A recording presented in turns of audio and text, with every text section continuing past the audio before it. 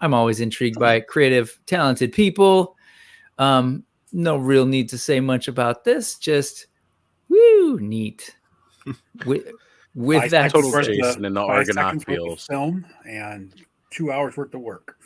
yes, exactly. That was a ton of work. So, speaking of a ton of work, Four Horsemen are putting in work this weekend. Right. This is essentially Legion's weekend, right? And it starts off the Wednesday before the actual con, and then they go and do intern for a day, where folks who are lucky enough to win a raffle get to hang out with the studio at the studio and kind of see the behind the scenes. This is the Four Horsemen on their IG just sort of posting before the sort of like whirlwind weekend, just some of the things that they're getting ready. And folks at the con were able to actually see the Poxus Wave stuff that will be hopefully in our hands in the next couple of months. And, they're just sort of teasing all the different things that they're going to bring to the con. Again, just setting the stage. You got the Wall Tour 2-pack in boxes. Man, I'm sorry. That's just rad. That's so cool. There's the lanyard for the weekend. And what was that? All right. That said, intern for a day. So, Brian Brink, were you by any chance an intern for the day over at Four Horsemen Studio?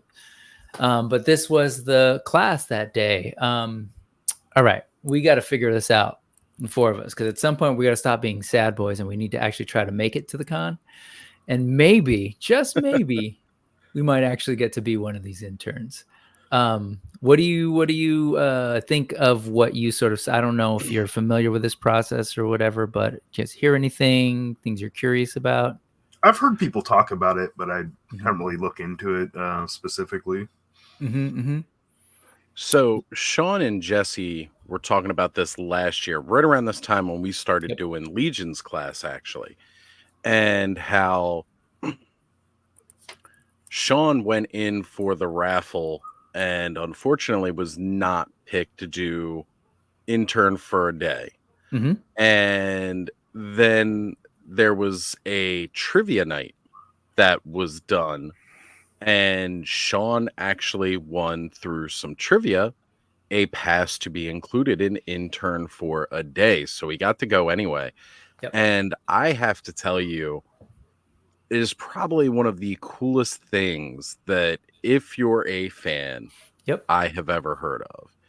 I mean, even if you're not a fan, it's still really neat insight into everything that they're doing, kind of like the process that they go through. You get to meet all the people involved. There's different workshops that they go through.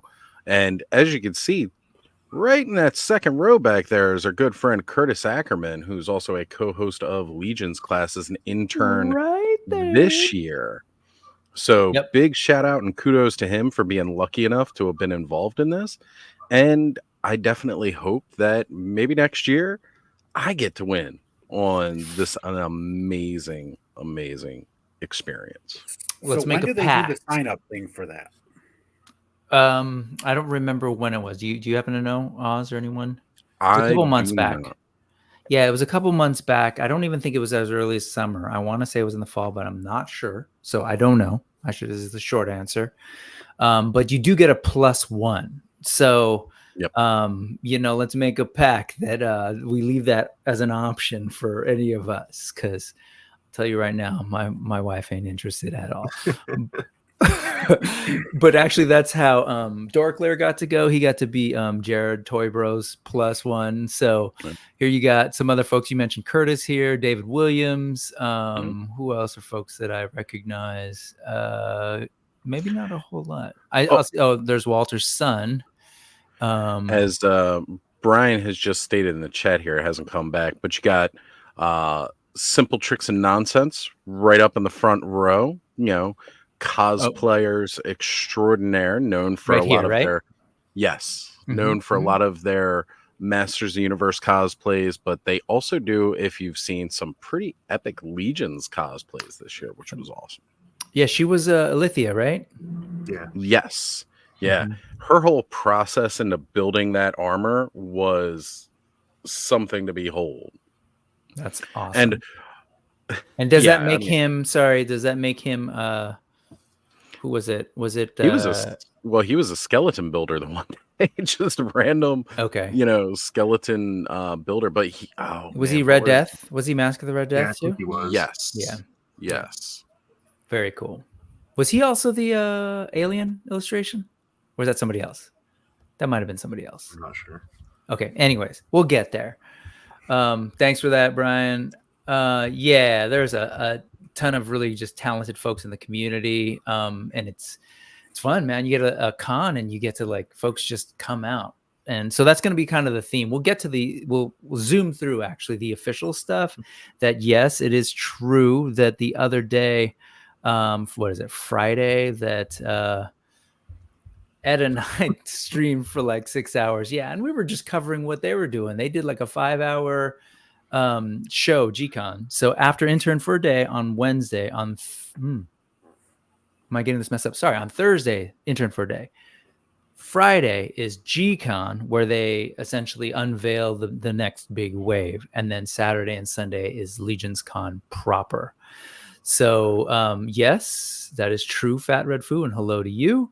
But there's a lot more to cover. Now that the weekend's over, we got to sort of see what everyone's done. So I hear you, Punk, but for me, it was a 3-day weekend. So here we are. And unfortunately, Brian was not there. But yes, we'll keep trying for the next day. That's right.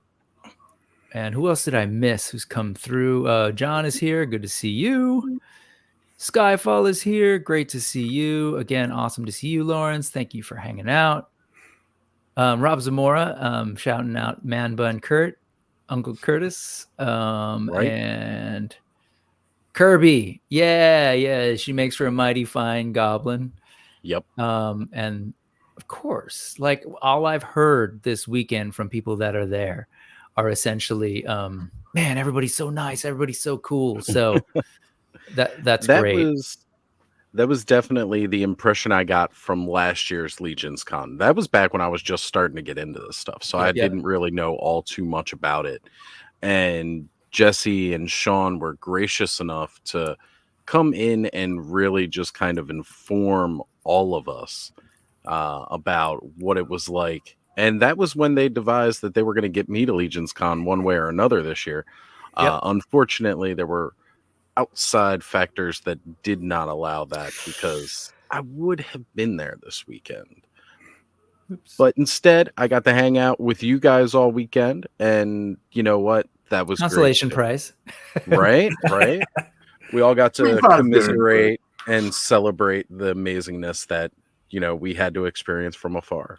Yeah. Well, it was still cool. And just to answer some of the questions, Rob, it's a raffle. You enter and it's at random. And then there's a second round, usually when people sort of are offered the thing and then they have an opportunity to commit. And some people say, we can't do it. And so that's actually how Jared and Toy Bro was saying that's how he was able to get it as well. And I want to say, and I've said this before, Toy Bro and Dorkler went together, and I just named them in particular because they've both been really inspirational for the channel. And I always say, like, when I do unboxing, is like, if you want to see a real review of this thing I'm about to show, go check them out, because those folks, they have great taste in toys, and they really take the toys through their paces a lot more in a thorough way than I can.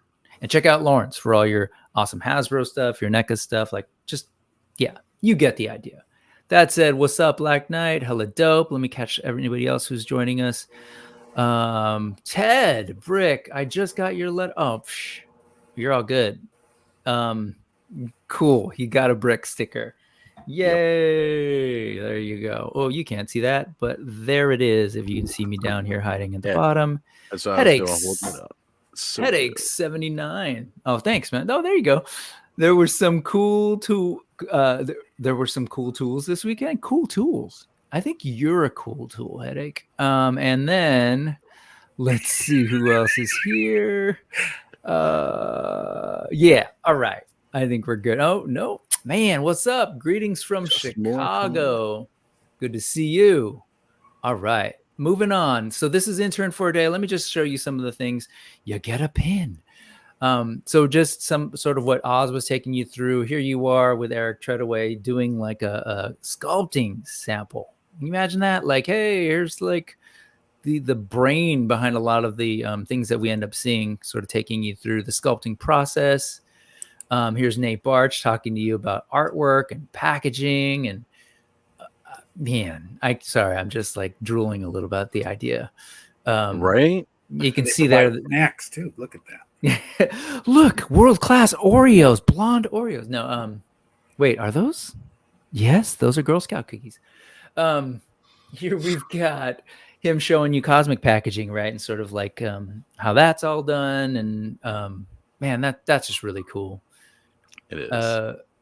What do we got going on over here? A little bit more. Oh, photos. This is Trevor kind of taking folks through the photo process. Cool to see the studio. Like literally you're walking through the studio, learning about what people do. There's, is it Sherry or Cherie? Sorry. One of the lead painter, I believe, who does some amazing work. Either of you know? I believe it's Sherry, but Okay. I could be wrong. I was saying Sherry the other day and hoped that was right. But she's fantastic. Like just such a talented painter. And again, you get to sort of hear her talk about her process, get to see her workspace. I love looking at people's workspaces, man. Like what figures do they got? What little odds and ends do they got? All the paints on her desk. This is also the paint, and I forget his name. He was up there during G-Con as well, and so I'm so sorry. Boo, fake fan. Again, No, I think not of a fake fan. Look at this workspace, man. To think of like one of the most creative and prolific studios and being able to step in there and sort of meet everybody. Oh, there's Right. Nolan from Nolan Collects. There's Jeremy Girard, who like was definitely a rock star this weekend and every Legion's Con weekend, and just really doing a great job of being sort of the brand ambassador. Here is from C. Jessam's account. So sorry, from CJ's account. C. Jessam being the company that does the soft goods. Now for Horseman, it was his first time actually being able to step in and meet people in person, which is kind of wild. Right. Like working with these folks, and even him brought his family up from Canada. They got to check out the place, and again taking pictures with everybody. This is Chris doing his. I think this is his official D13 outfit. I believe that's a resurrected Jesus outfit. Yeah, maybe that's what it's supposed to be. I thought, like that classic biblical characterization of it. So you've got the crew there. Awesome for him to meet everybody. And again, I said I'd zoom. So let's just zoom through this before we get to talk more about the like cool stuff. This is from Nolan Collects again. Speaking of Chicago, just taking pictures of what was in the studio. So you're seeing these are things that most of us will not see for a little bit, but these are the samples of the Poxus Wave. Here you've got this one, and these of things that are becoming with evil magic effects. I should have got some of those magic effects. Think about it now.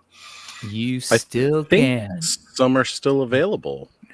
Yeah, I'm sure you'll find them in retailers for sure. But weren't you just saying you're trying to figure out how you're going to afford this year? I know. I'm stupid.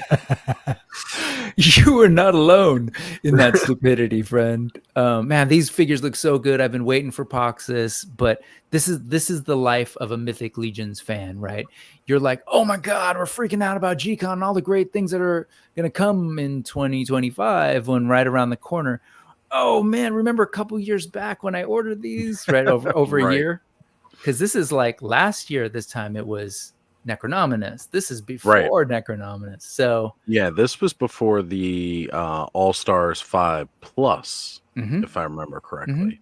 Yep. And people will say, I get it. People will be like, man, what's with this pre-order thing? You sit around, you wait. Flip side, there's a constant flow of great things. And so I get it if you're like, man, I got to wait a year. But if you ordered these things, I mean, you're really not waiting a whole lot. Go ahead. Once you get involved in the rotation, Yep. it's not that long, right? Yep. But you got to start somewhere. So, Which is the like, dangerous part. right, pre-ordering these now through, again, official authorized retailers, because you can still pre-order a lot of this stuff. Yep. You can go do that now. These will be showing up in another couple of months. For those of you who joined in around the time that we started blowing up, for those of you who bought into our shillness starting last year around this time, probably pre-ordered some Necronominus, and that'll start rolling out soon, later next year. And it'll just keep on flowing from there, folks. So there's no reason not to jump in now with some of these. I mean, Arakagor here himself is going to find a way to my shelf. I've got the green one. I need the blue one. Oh, you've got the green version of this, or this you've got sculpt. with a more sci-fi armor. Right. And there it is, man. Oh, Jeez. can you imagine that? Any of you who are like, well, there are some people who are like sort of convinced that Four Horsemen could, you know, kind of have these figures be on hand. I know some of us are in here. We've talked about that. Have wished that they could just sort of like have some of these figures add in, like basically forever, right? Have them be evergreen. But here's the issue, right? This is their workspace.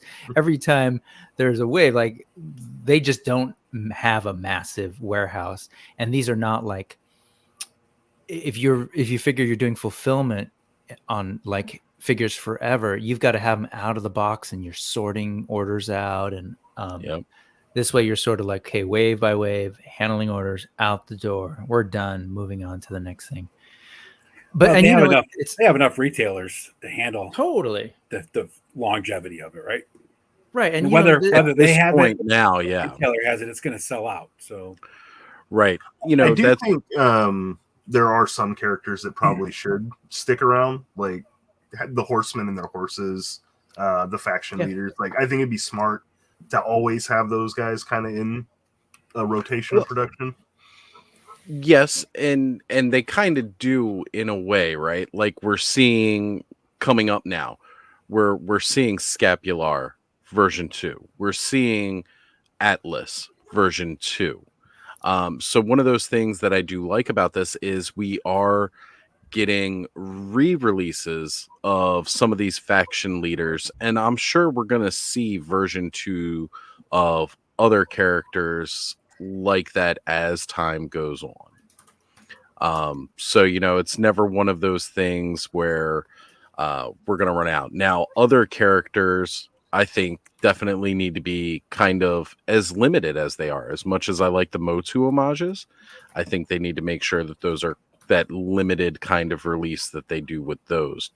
Just because they're playing in hot water with that, you know, in some ways. But then, again, you'll see like they'll go through and they tend to do a lot of version 2s, as I've seen over this past year now. And that excites me. The only one we don't get like really version 2s of is stuff like Figure Obscura. But then even in a way we do, because we'll get color variants. Yep. And I love the sentiment. I do. I love the idea that key characters with a world like this is not like, it's a huge world. I mean, even if you do faction leaders, you're talking 6 that you sort of get. Anyway, I love the idea. But you know, it's Four Horsemen. They've got clearly over here, they've got Jesus on their side. So maybe they can figure out a way. So let's quickly go over what they went over at G-Con, but I do want to acknowledge, where was it? It was Michael. You asked, how do you get a sticker? And I just put in the chat, you don't buy a sticker.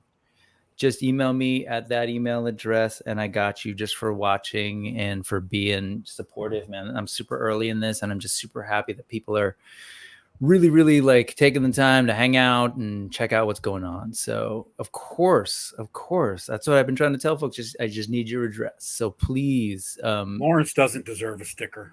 Lawrence deserves a sticker. Because Well, I know if he there's knows how to do it. He'll put it on a skate deck. He'll slap it on the wall. He knows what to do with it. So He'll have it on a yes. bass guitar that he doesn't play. Is there a height requirement though? Because otherwise, Lawrence. Wow, might be guys! Wow, We love Lawrence. Wow. We do, Welcome and to this my is how he knows channel, it. Yep, where- that's how we know. That's how he knows it. Okay, on that note, let's my talk favorite. really quickly about let's zoom through the figures, because again, I would say check out Action Figs and my expert coverage, not expert coverage. We sat and watched the G-Con 5-hour stream as they were revealing it. And I didn't put on the audio. You know, I wanted folks to watch Four Horsemen streams. But if you want to see a 40-some-year-old man turn into a 12-year-old child, seeing the most amazing toys he's ever seen, and how he reacts to that, go ahead and check that out. So really quick, these are the Someone's got figures that same came. line. Huh?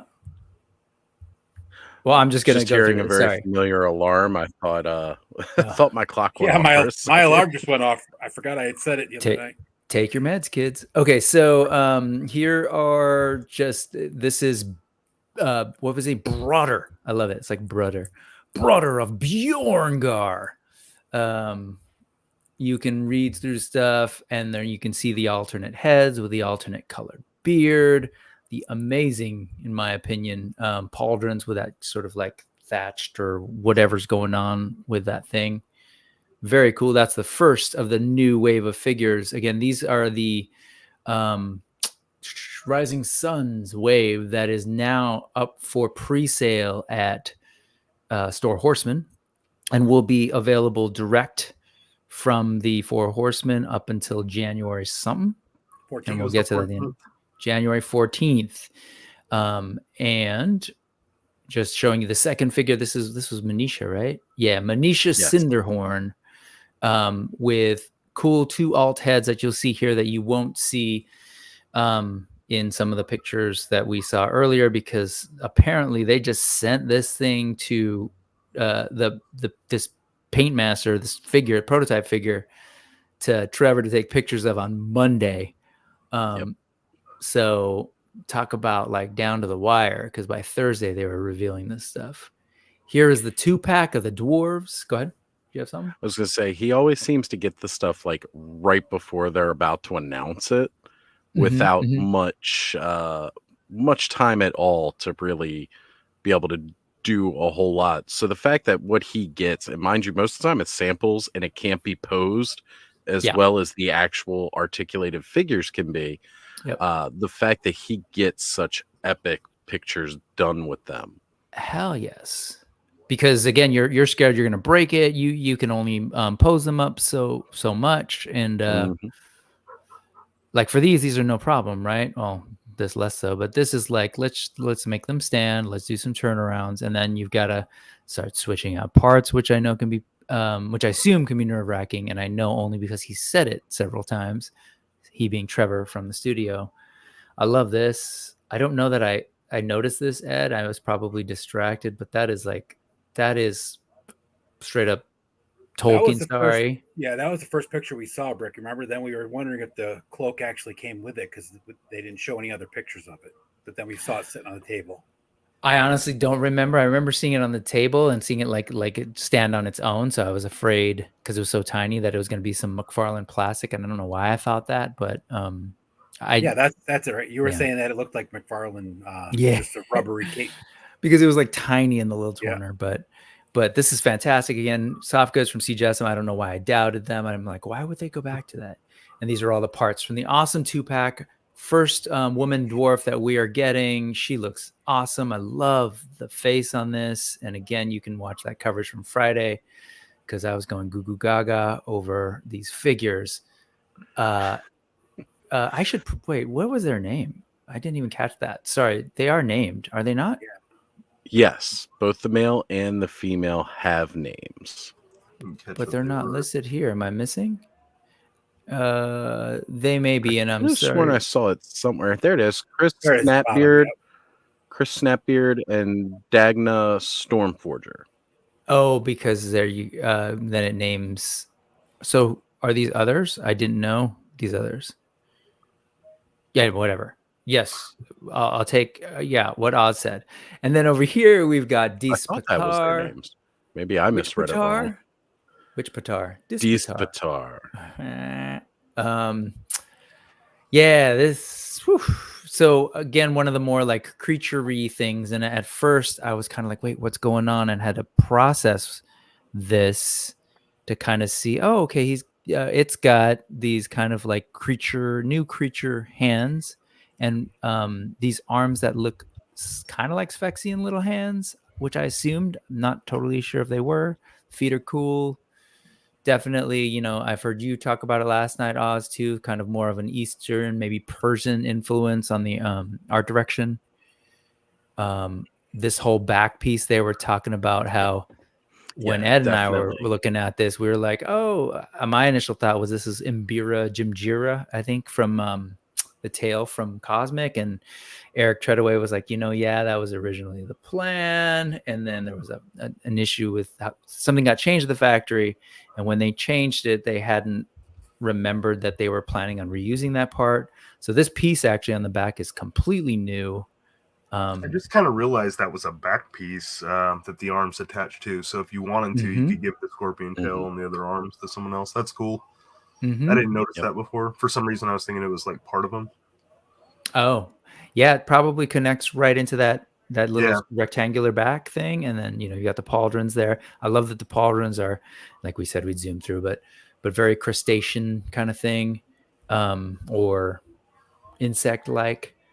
Again, just cool so far. If you think about the variety you've seen like, a bigger sort of Norse influence thing, a dwarf 2-pack.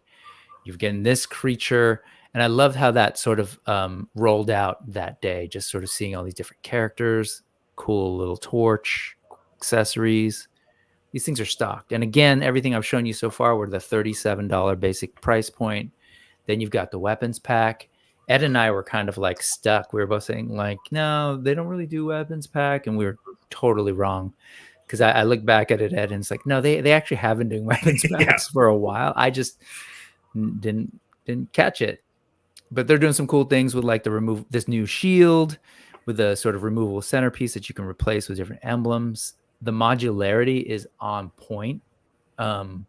Their system is being built out with new pieces that you can sort of switch in and switch out, which, the Lego fan in me is like, all the stuff they're adding for the belts is just really, really cool extras too.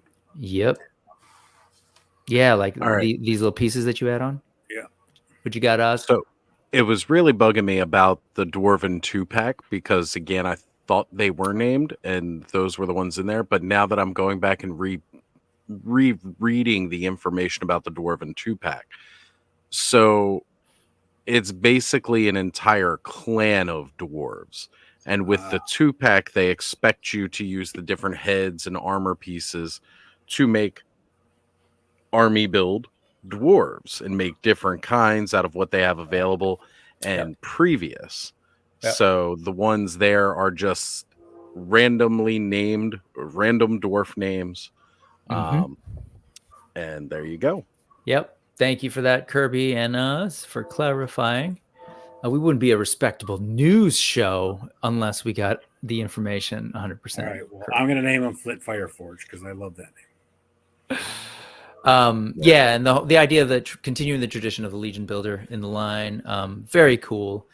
And if I had limitless funds, I would love to build like a dwarven sort of little realm out of these figs. But and keep that in mind as we kind of go through some of the customs, because there's not a shortage of heads that you can find to replace these two heads from the talented customizers.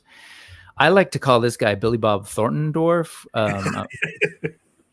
and I haven't really thought about her, but That's Fiona from Shrek. It is. That's right. Fiona from Correct. You're right. All right. So, you can arm them up. Let's keep going through Minotaur. It wouldn't be a wave without a variety of scales. So this is the ogre scale character. In this wave, giant Minotaur, the first ever giant Minotaur, takes advantage of some of the parts that have come out from the Nate Barch designed ogre builder thing. I forget what the accessory pack. And then some other new pieces from newer figures. But man, it's cool.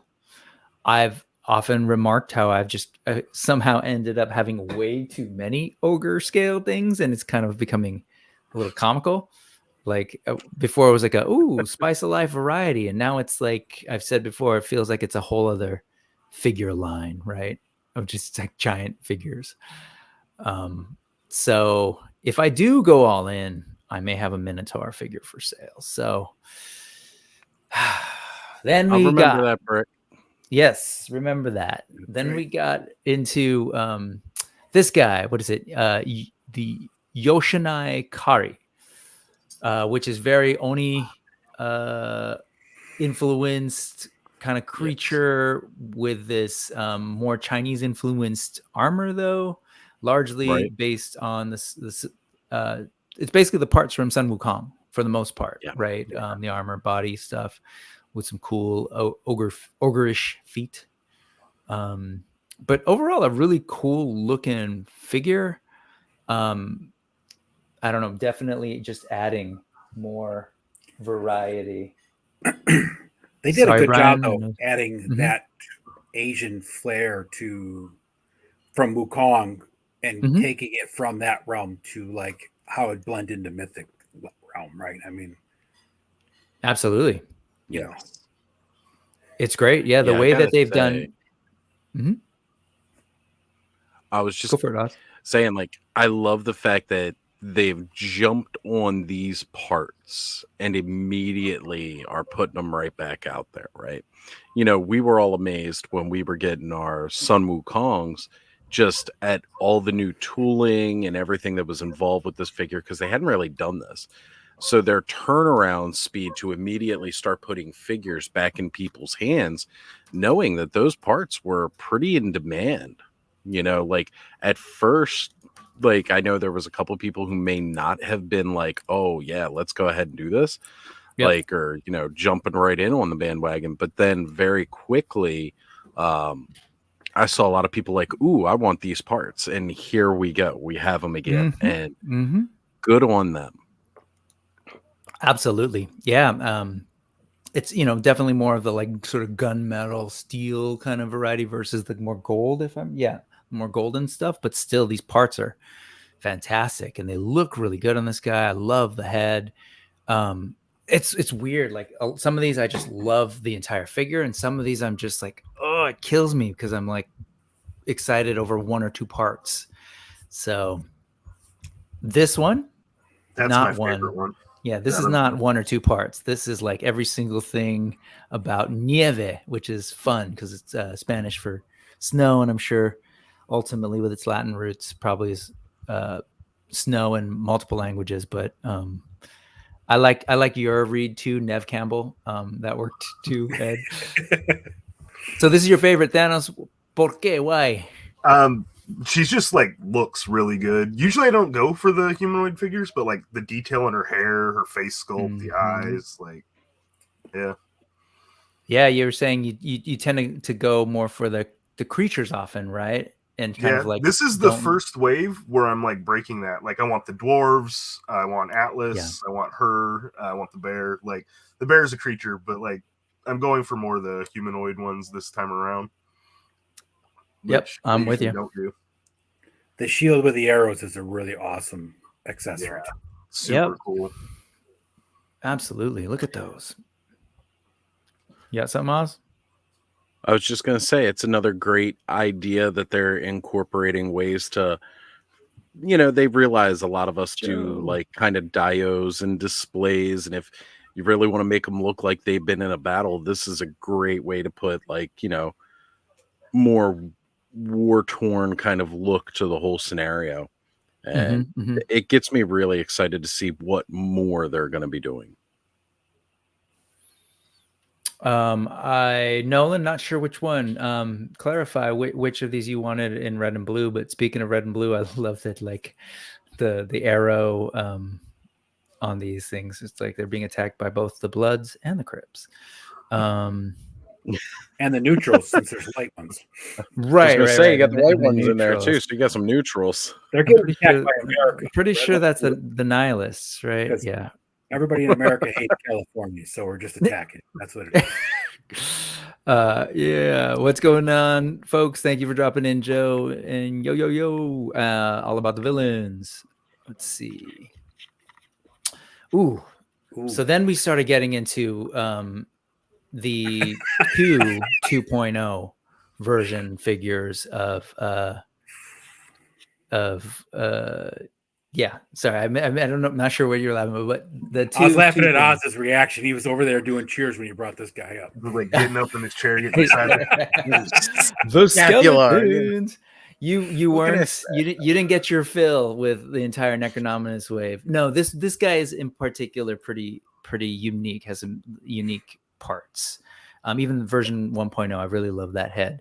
But so take it away, Skeletons. What was exciting about Scapular V2, Oz? Well, one of the big things here, again, this goes back to like those homage, the Masters Universe homage figures, because Scapular was what they used for Keltis. And Keltis is the Skeletor homage. So this is where you get some new parts that if you had the original Scapular figure, you just kind of had like a little bit of a repainted Keltis in a lot of ways. This, to me, it kind of redefines him as his own being, not just like a more paint variant, but making him fully his own character more so here. And I love it. I love everything, like the different armor details that we've got here. Again, it's got more of that like Persian, Southern Asia look to it that I'm really, really digging with this, like going through the Middle East into that. This look right here, giving him this whole dual identity of this is what he uses when he's walking around, so people aren't freaked out by a skeleton talking to them, like, and all these nice little new pieces and gifts within here. Like, that's a lot of great stuff they're packing in. And I love that new shield too.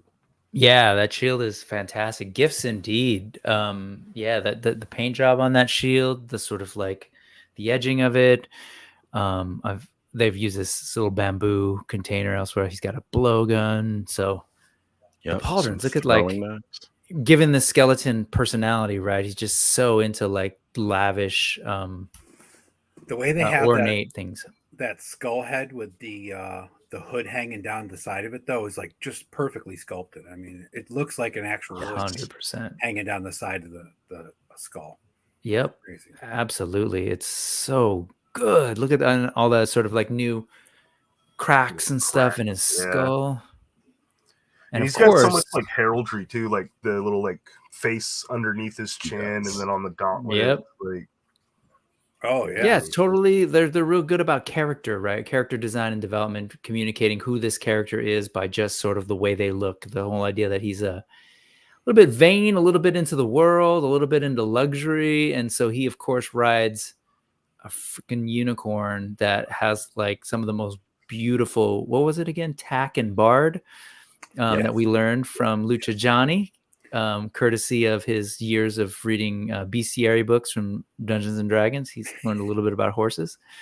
The way that this tail is. But yeah, again, we're zooming through this because, we're already into this stream, but there's so much to cover beyond this wave.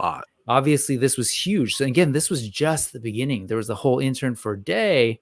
And then there was just like, here's a whole new wave for people to talk about. This being the head of the other faction, House of the Noble Bear, another 2.0 figure, a second version of this character is what that means in Legion speak.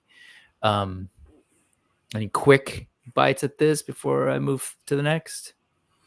He's cool, but when you see him on the bear, it's like, oh my god, okay, I get it now. Well, again, for me, this is Atlas. He is their regular version of the Adamon, which is, again, tribute to Prince Adam and He-Man.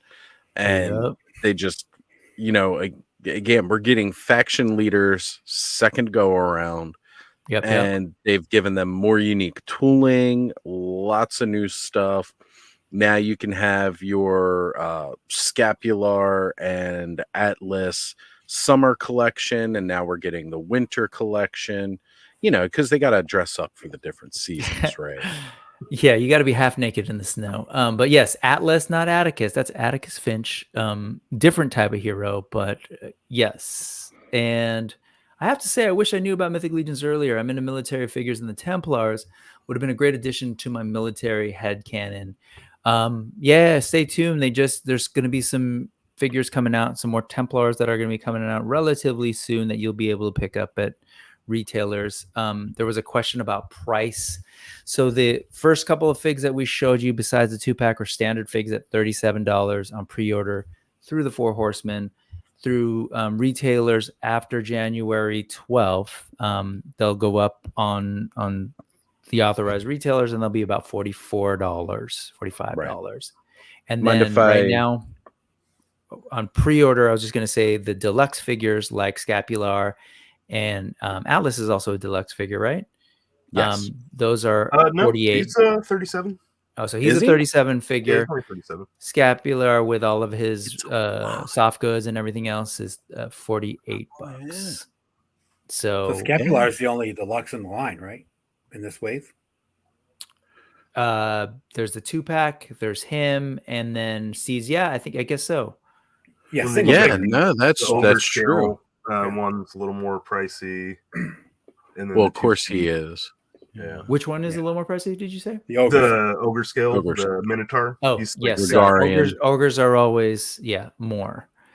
Well, let's move on, because this is where I pretty much exploded during the stream. Wow, those words together are awkward.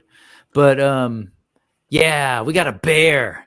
Man. And so we got this cool shot of this bear, and then you get here and the shadow on those eyes was just perfect. Well done, Trevor. Sold. The head sculpt for both the heads is just absolutely perfect. Both of them are fantastic. Perfect bear. Right? Oh, man. Bear is 85? 85. I've got Store Horsemen up over here just so I can see pricing for everybody. Great. And then his tack and bard is great too. It's got chain, collar, and I love I said we need more chain in the line, and here it is. Yeah, that's right. And then you see, I love the articulation points because it gives it that sort of bear, ruffled skin kind of thing. Very cool. Mm-hmm. And then of course the thing can stand up, and they don't show it here, but we'll be able to see that in a little bit. But they made it so that it can stand. And I'll just end it because I do want to move through to the actual floor stuff. In the last hour.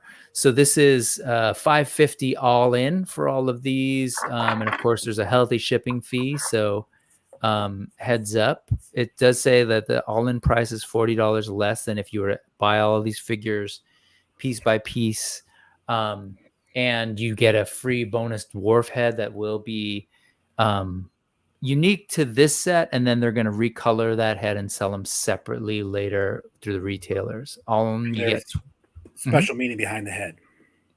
Yes, there is. It is based on a fan who unfortunately passed away during COVID. They made a custom tribute figure for him, and that figure, they being the Four Horsemen, actually created a figure that they gave to the fan's family. And they, love the head, and other folks love the head. So they figured they would turn that head into an actual release. So that's what you're getting here. I said January 12th earlier. It's January 14th, 11 p.m. Eastern. That's when it ends. So you have between now and then to order. I was talking with a friend who was really concerned about putting in their order right away so they don't miss it, because they thought that it was it would sell out. It doesn't sell out. This is how this company does it. And sort of helps figure out their numbers through pre-orders. Like not it's not a limited run. It's you tell us how many we should make as the initial number, and then we'll figure out with retailers how many more we make, and they probably make a little bit more from there for conventions and to have in stock, and they've got a finite number after that. So between now and January 14th, make your decision. After that, you want to go through the retailer. It just depends on how many of those sell, and they generally don't sell out super fast either. So I was going to say, we do have some insight from a couple of the retailers who are here in the chat tonight. Aaron, Ted, how much input do you guys have on like how much of these you want to order? Do you base it off of your pre-orders, or do you put in like, I want this much? If you could let us know. I think you guys may have told us before in a different stream, but first off, we know they want the bear, and who doesn't want the bear? Everybody wants a damn bear. Yeah. And yes, stickers were sent to you all to share, but we can figure that out too. And he said that's a loaded question, but of course it's so no need to unload, Ted. But if you'd like, questions in there. So do you mind if I drop the Store Horseman link into the chat? No, for sure. You have a wrench? I believe I do. We'll see if it shows up. Yeah, or it just shows up on my channel. Oh, right. Well, we'll figure that out. Hope it's there. Okay, great. So, take a look around. All those pictures are there, but let's go ahead and move on because that was great. And that's the thing about Legions Con. You've got Thursday, intern for a day. You've got Friday, like, hey, G-Con, let's tell you about the money that you're not going to have. And then, by the way, come Saturday and Sunday, come actually spend your money on the amazing actual con where there's all sorts of, like, you can buy from the Four Horsemen, but you get to like shop and look around at all the cool stuff that this like thriving community with its cottage industry of accessory designers, custom head designers, custom part designers, custom soft good designers. You've got folks selling complete custom figures. And then you've got like the adjacent other indie brands that are there that we're going to take a look at. So this was just the hotel setup as you're walking in, treated to some awesome banners by Nate Barch. But wait, there's more. So they're like, great, here's a new figure. But also they surprised fans with the release of the availability of a whole new, not sort of announced figure, what they're calling the Valiant Knight. And what's special about this one is that this features some of the new cuts in the arms and wrists near the joints and legs that allow for a little bit more movement and articulation than was available from the older figures, particularly the Knights, right? Because they're showing us these. And I'm just sort of including them here. They made an announcement on their Instagram, sort of showing you what they look like. And again, these were available for people to bring home, and you start to see the posing up in ways that, like, okay, that's cool. Yeah, they do seem a little like they move a little. Ooh, look at them taking the knee. The big deal about this, if you're familiar with Legion's figures, is the ability to sort of cross the arms to be able to hold that hilt was not necessarily something you could achieve in the older stuff. And you got happy fans. But I did want to share a couple of folks who got their hands on this thing and took pictures. I've been loving this River Swift Customs.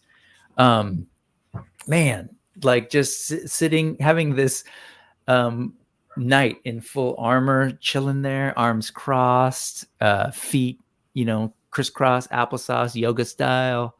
I thought this was fantastic. And I'm just going to show pictures of other folks, and you can kind of see where they come from here. But if anybody else has anything to say over it, please do. This would be a perfect figure for Four Horsemen to launch mass retail. And just so you know, on that note, this is obviously a different head, a custom head that they put on this. But it shows you the body is that Valiant Knight figure to show you that. Why do you think this would be a good one for mass retail? What's your thinking on that? Because it's a standard knight, and it's you can't take like some of the characters like Atlas and have them on shelves all the time. But a standard knight, you could have a black and a red version, or a black and a chrome and a red version, blue knights, and people will buy them just to army build, and just because every kid loves to have a knight. Yep. Well, yeah, a lot of kids for sure. Yeah. No, I hear you. That this was like a standard toy for many folks, right? It was back in the day. It was like cowboys, knights. I remember like little ones. Even when Schleich was busy, they sold a lot of their knights. Yep. Yeah, like that little kid in older reference. What was that? I see dead people. Makes sense. Yeah, he would pose up those little things and hang out with dead people. But here you see sort of, again, CB Make. I was trying to highlight who this was from, just so people could see. Yep. Again, all the same figure, Fake Eyes 22. You can see a lot of folks are posting this figure, kind of taking it through its paces, showing what you can do. This was the exclusive Vorgus Vermilion 2. Yep. So is he available to purchase somewhere now? He will be. I don't know if it's up now on Store. Well, no, I didn't see him up there, but there is supposed to be like a brief in-stock sale after Legion's Con, from what I've heard.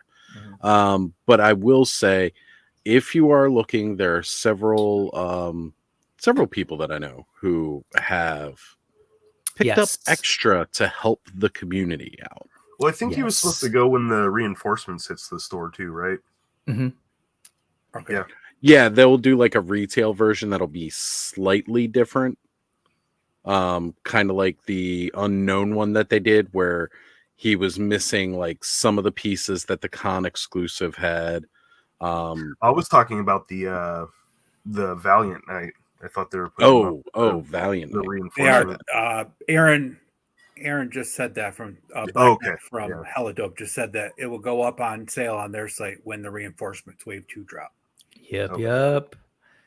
Hey, Ken. Go ahead, Thanos. Sorry. The new articulation scene, like when Oz was talking about switching completely to Legions, like if all their figures get to where they can move like this and they're still compatible, like popping and swapping, I could totally see phasing out a lot of other toy lines.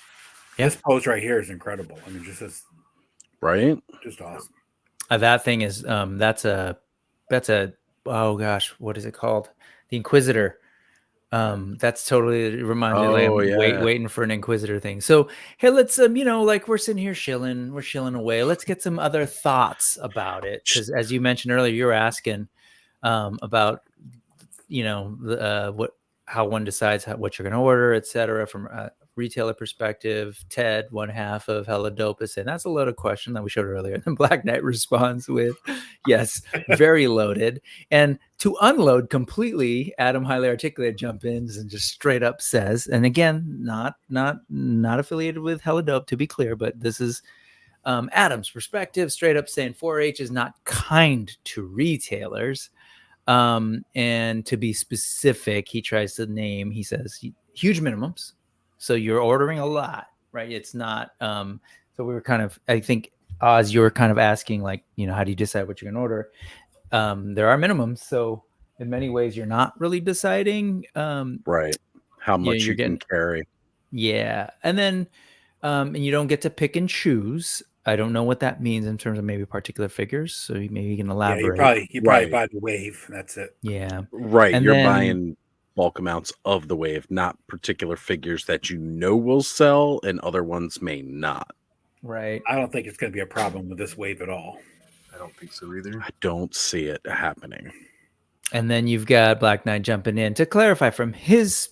I just want to make sure we're all clear. He's not necessarily co-signing some of the things that were said by Adam, but he's saying only part from his perspective where they aren't kind to retailers is at cons.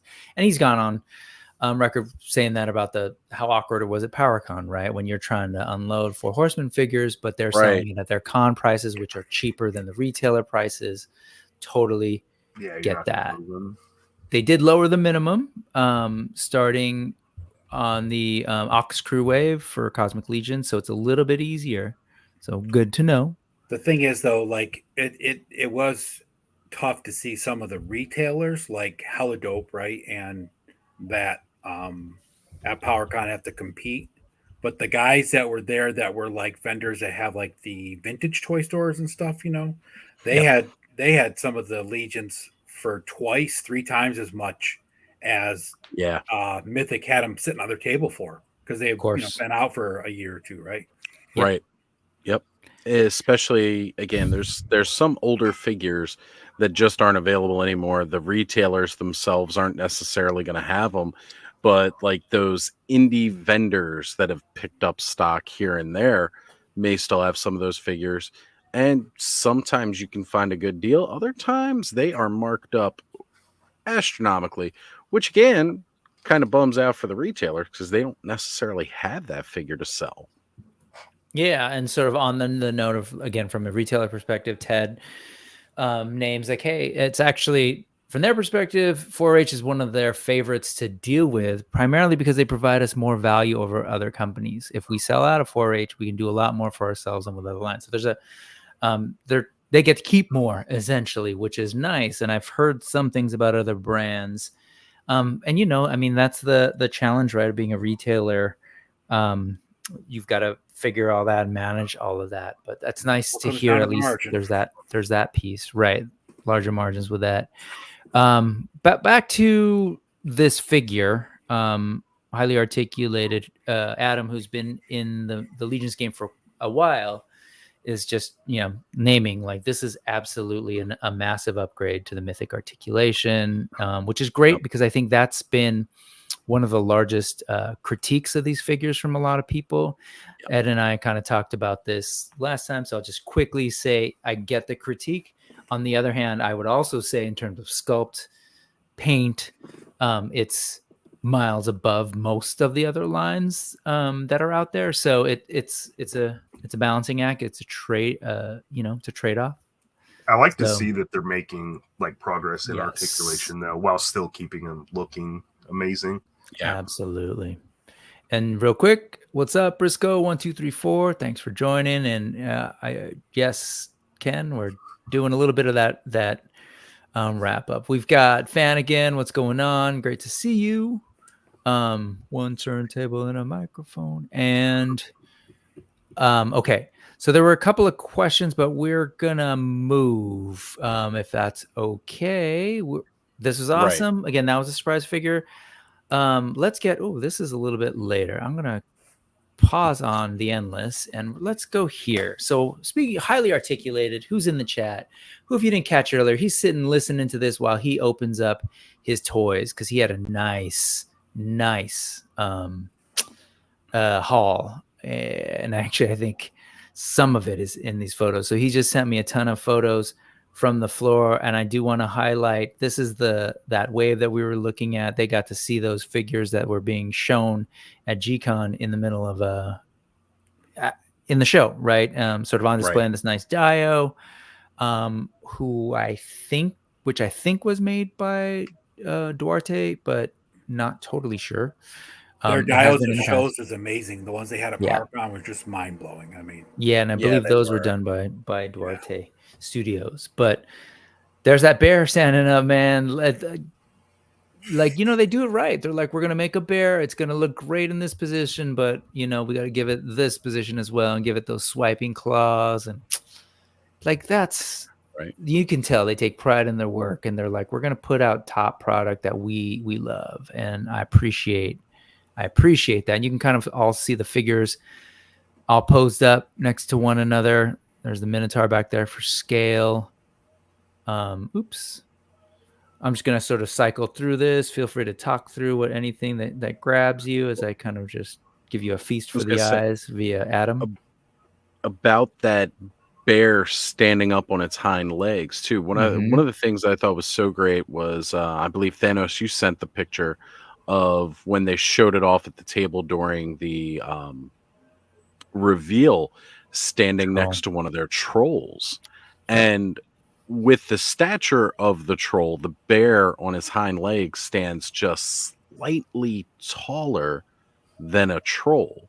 But again, it's due to the stance and the posture of a troll, where that bear's like just fully erect. Snicker, snicker, tee hee, tee hee. She looks amazing. That face Right? is just fantastic. I really like her. Look at the bannered flag on the pike too. Yep.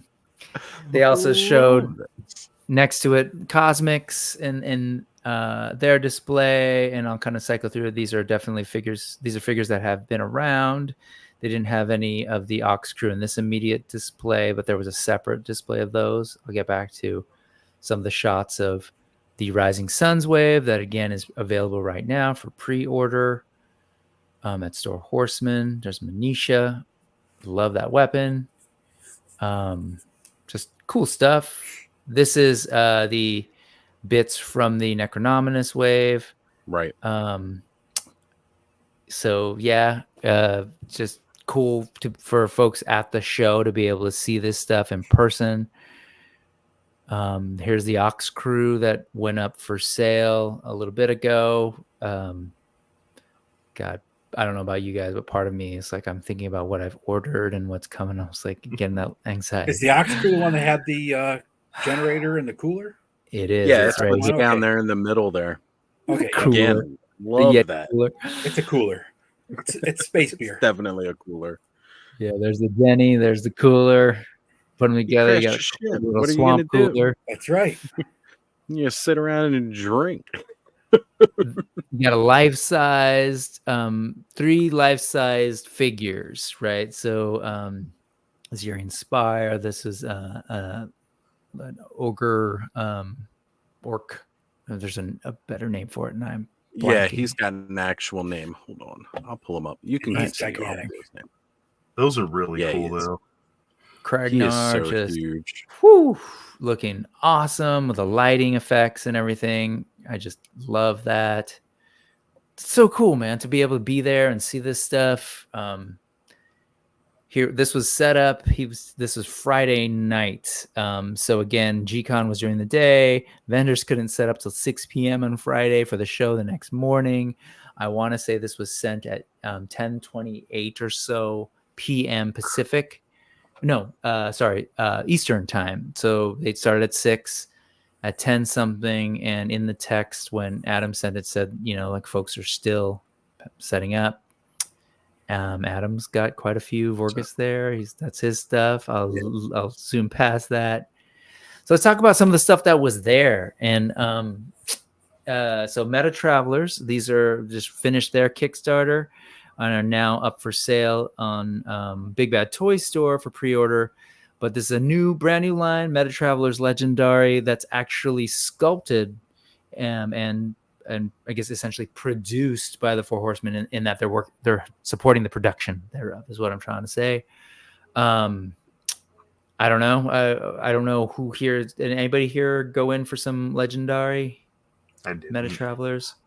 I thought they looked really cool. Yeah. I was a fan of how cool they looked. Unfortunately, it was just I was already starting to try to pull back from spreading myself so thin. But I do highly recommend these, especially for anybody like, me. I like a lot of stuff that kind of gets based off of where I was with things from the 80s going into the 90s. These to me had that later kind of like mid 90s going into the early 2000s extreme appeal to them.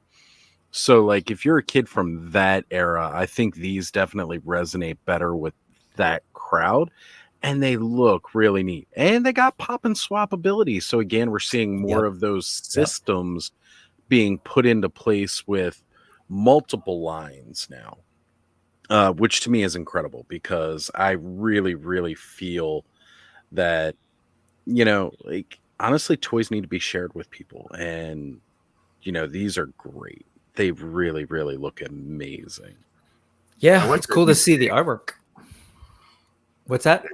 Oh, I like that dude's cape. I know this one. Flowing, yeah. That's gonna have bendy wire in it, they say. So pretty really cool. There's a lot of really cool things here. I only actually backed one figure, and then you can kind of choose which one. I don't know that the survey went out yet for you to actually say which one you want. And I'm torn because there's 2 that I want. So I believe you can add them later, but let's move on. Mythic Customs. So that is Jeremy Gerard, and I actually don't know who else is involved. Oh, actually, before that, let me say that those dios that that had all the Four Horsemen stuff in the display. Brian Brink was saying that they raffled off all of them at the end, and proceeds went to charity, which is pretty awesome. That is Agreed, cool. Nolan. For the bear, Nolan wants a John Candy figure to go with it. Right? Big bear, chase. Yeah. That's not a pillow. The bear got nice jaw articulation, just pretty amazing overall. It's not stuff. articulation. That's a whole separate head. So 2 heads. you get one head and then another head. It's not articulation. I do want people to be clear about that. With the jaw? Yeah. It's not jaw articulation. Okay. So Mythic Customs had this sort of their many like custom tribute figures, right? They did a whole Dungeons and Dragons, as you see down here, sort of riffing on the LJN figures. They did, and I think I come across some other photos later. I think maybe from Dorclair. We'll see if we can get to those. Got Sandman and the Endless up here, which fantastic. Lord of the Rings, including a Balrog up here. And Star Wars and G.I. Joe and some other, like you've got BPRD, the Bureau of Paranormal Research and Defense, Hellboy, and your Joes. I'm not sure what's going on in the front, but we'll see when we get there. There's a couple more photos, but so here's the G.I. Joe. Yes. You got your Major Blood. Who do you think this is? Is this a bat? No. What's going on here? Well, this is Snake Eyes. Oh, so yeah, no, that's... Is that a Storm Shadow? Would that okay. Be, yeah, okay. Storm Shadow. Okay. All right, yeah, I could see that. Yeah, he's got like more of the swords and stuff. You got your Scarlet, you got your Timber from some other line. You got Zartan, very cool as a 2.0 figure, good choice. Destro as a sort of metalhead orc. And Baroness, Sans glasses. Yeah. Is this? It's a battle beast. Yeah, it's totally a battle beast. Okay. Yeah. Fantastic. All right. I'm down for more battle beasts. We got that beautiful scene, right, with the snooty Imperial officers sitting down there, like, bounty hunters. We don't need their scum. But you've got these guys, very cool. I love the IG-88. Cool take on 4LOM and Zuckuss. I like 4LOM too, but all the books, the canon books, and the audio, they say 4LOM. But anyways, got your Dengar. Dengar, yeah. Beautiful.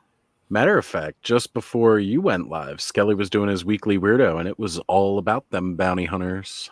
Oh, nice. You've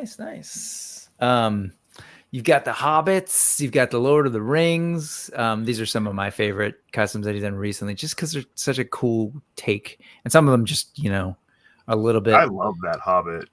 This one with the feet, yeah. I mean, that's ridiculously awesome. I would buy that figure just like that. And again, a lot of these parts are available for you to buy and make, or you can pay for the customs, which are definitely they're pricey, but they're pricey because this is someone doing hours of work on these one of a kind figures. So, and behind it you have the Nazgul and stuff, and they're all individual. Like none of those are the same. He was Jeremy Gerard with Mythic Customs was releasing those pictures like week after week, and I was just getting excited each and every week to see what was next. Yep. Jeremy Gerard. Yep. So again, doing double duty of sort of being Four Horsemen Studios, helping with Legions Con and Mythic Customs, his own stuff. What's going on, Eddie? Thanks for hanging out. Aragorn and Boromir look amazing too, though. Yep. It's just love it. And then you've got the Balrog, versus Gandalf the Grey. You shall not pass. Beautiful. Great job on that troll wondering custom. when we get wings of that scale. They're dragon. Those are just the gargoyles' wings. That's all. Ooh, any thoughts on what we have here, or is this a just sort of customs? Is this based on anything that folks are familiar with? It's not ringing any bells for me. No, to me they look just like regular customs, unless somebody who was there can say different. But I know like these are a lot of like custom apps to existing parts kind of thing, like painted up in a particular way, like when you look at the Gladiator here and some additional pieces. And they just look gorgeous. They really are. But this is the kind of stuff you could do with your Legions figures too. And there's a lot of people out there who they make these parts and you can buy them. So like you buy the figures and then you can go ahead and you can buy, you know, parts to complement them too. You don't have to just stick with what's already there. True. This is the Disney shelf. I'm pretty sure all of these signs, these are all D. Blake makes too. Does these awesome signs. You've got the Beauty and the Beast. You've got Mulan. You've got Dr. What's his nuts from the frog Princess one. and the Frog. Yeah. Shere Khan? Potentially. Yeah. Aladdin. Oh no, not Shere Khan. Aladdin. Jasmine and was it Bagheera? The tiger. Bagheera? And I don't know who this is, if this is meant to be the... That's probably the genie, isn't it? Yeah, maybe. Except he's not blue. I was going to say quite a lot of liberties if he's not blue. You've got the Endless. But he wasn't blue in the live action one, though. That's true. That's true. The inspiration from. Oh, yeah. That's right. Yeah. You've got the Endless, just the family, the whole family is here. It's beautiful, man. Just cool for those stuff. who are familiar with Neil Gaiman and his works, the Endless, that DC Vertigo kind of universe that he created. Yep. Everybody knows Sandman and Dream because how popular they were, but you had Delirium, Delight, Desire, Despair, Destruction, and he went ahead and made all of them. Very cool, man. Jeremy Gerard's a talented dude, but let's check out Eric LeBron, Late Night LeBron Customs. He had a table back in May at the Mythic Meetup, and just so many cool things, but I just couldn't do anything at the time.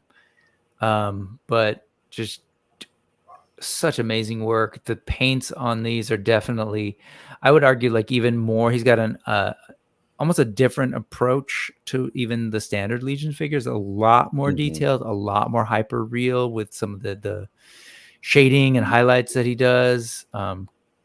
Really cool things. I wish I could zoom in more. This is, I think, maxing it out, but you sort of see what he's got going on, including some of these fun bits back here, a griffin here, and I don't know that they're posable or what's going on, but just to give you a sense of like, the folks flock, right, and bring their wares, and you get to see the community just shining in terms of like their talents. Here you go. He's asking two. Wait, that's 3. That's not bad for an ogre scale.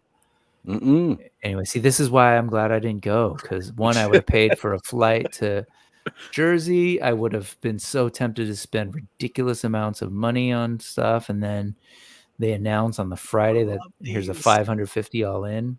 Look at that. And that is awesome. Yeah. Right. It gets a groundhog. Moving on. I'm looking at time. I want to get through as much as this as we can. Here's Immortal Collections. Again, just the talented designers and customizers. Right. You've got the painted heads that they're doing. So these are all parts that you can buy from other companies, small companies that are doing them. I've seen that goat head go around, but then you've got these soft goods that I'm pretty sure are made by Immortal. Just really cool stuff. Like, Yes, that's great for that troll. It really just gives it a whole other look. With this total boutique gin look to it. It's nuts. And the creativity that it surrounds this community is mind-blowing. Yeah. Well, I think the good part of it is that there wasn't much as far as a base offering of barbarians and knights and stuff like that. Right. A lot of guys that were doing these kind of customs were starting from a scratch, G.I. Joe figure or Star Wars figure, and then building armor on top of it. This gives you so much more accessibility and ease of doing it. Then you can just take it even that much further than it was. Yep. I mean, just you got to get like heads. 2 all-ins now, and just one is a parts bin. And then when you can find the in-stock sales that they do, like a lot of people will stock up on any like extras during then. And again, if you can get to a meetup or you can get to a convention, second cheapest price you'll ever get when it's direct from the 4 Horsemen. And if you could sell these, and that's why, it's like, if you think about the work that gets put into these, they sell them for $200, $300. And you're just these folks are just gonna end up buying more and making more. So it's going to some, it's going to some cool stuff. And I'm just looking at some of these extra fun, weird sculpts here, sci-fi concepts, and then I'll move on. But just wanted to highlight those Immortal collections. Oh, here, this is from Dorclair. I wanted to highlight because he had a little bit. Oh no, wait. Actually, no, we're not done. Adam's got a ton more. And thank you, Adam. Again, Adam Highly Articulated. If you're not subscribed to his channel, go check it out on YouTube. And who could this be? Yep, this is Jesse, our fellow co-host on Legion's class that we do over on Oz's channel. Co-teacher, I should say. Just shelve it. And you get some really cool stuff, including this awesome badger that I've been eyeing. And he just was able to show off all this work that he's in this custom AWOC figure that he's worked into this story. He's created characters for them all. What was that, Oz? A little bit up and further towards the back.